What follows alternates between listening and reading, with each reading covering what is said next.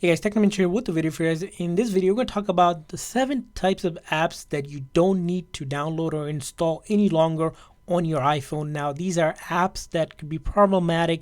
They can cause security issues and be more problematic for you in the long run than be helpful. And we're going to tell you why each type of apps are no longer unnecessary. So let's dive into it. As you know, earlier days of iPhones, flashlight wasn't a main feature, but however, with the newer iPhones, flashlight is a main feature that comes with your iPhone. So to use a flashlight, simply pull down and then click on that button, and then if you press and hold, you can also adjust to the 4 levels of flashlight settings that the iPhone comes in the control center. So it's unnecessary to have any sort of flashlight apps because those apps involuntarily activate the flashlight and could damage the actual flash sensor on your camera. That's essentially the key function of that flashlight. So use the one that's built in on the iPhone by simply pulling down the control center and then press and holding it for the different levels that you get. So use the flashlight itself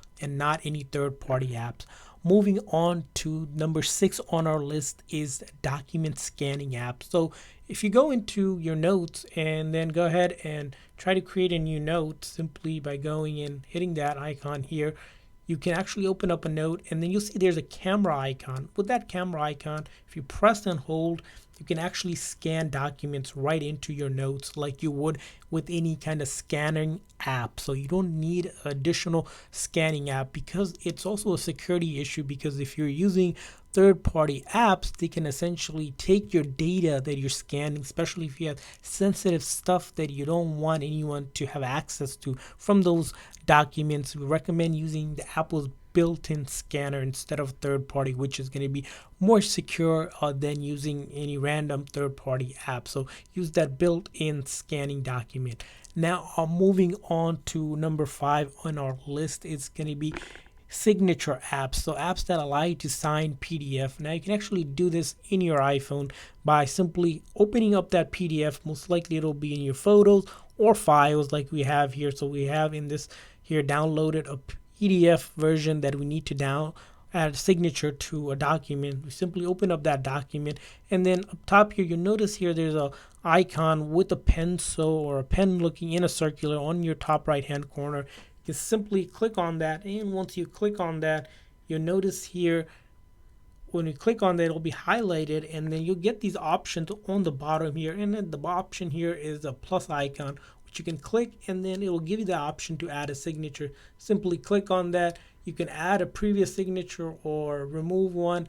Let's go ahead and remove this one, add a new one here by hitting that plus icon up here, and then once you do that, we'll see here we have a pad here, so you can just scribble something and then hit done here, and now we have this. We can also do different edits, move it around wherever we need to in this document, and hit that done button. Now we just signed the document with the actual built-in function instead of relying on third-party apps to sign a document that you might need to sign on your phone.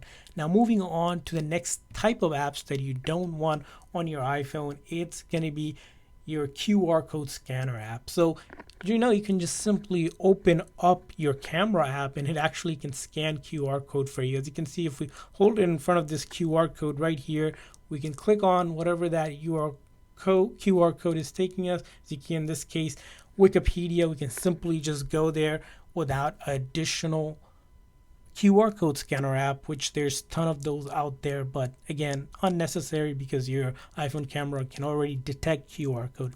Moving on to the next one on our list, number 3 here, it's going to be password management apps. So on the latest version of the iOS 15 here, if you go down here and check out in the settings, there's an option for passwords. Now you can actually store your passwords for website username and the actual password right onto your phone instead of relying on a third-party app that will manage your password, because those apps are most likely vulnerable, and if they get hacked, you're going to be pretty much in a situation where it's a big security concern. So you want to use as much as the password setting apps on your iPhone by simply clicking on that plus icon. So if you wanted to add a password for a website in the username, you can simply type in that website, username, and password, and keep on adding it. You can also have the ability to autofill, so whenever you open up that app, it'll already know which password to use. You can simply click on that. And it also does some security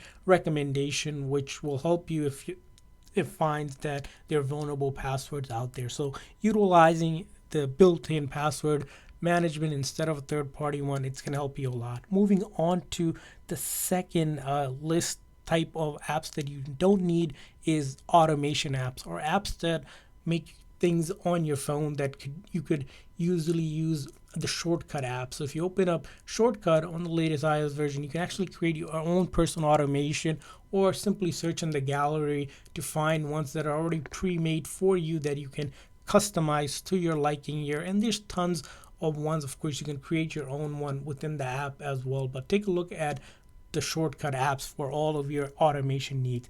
Now, moving on to the number one type of apps that you absolutely don't need to install on your iPhone, it's going to be the battery app. Now, this is the app that seems to be popular for some reason because people want to go ahead and have their battery last longer.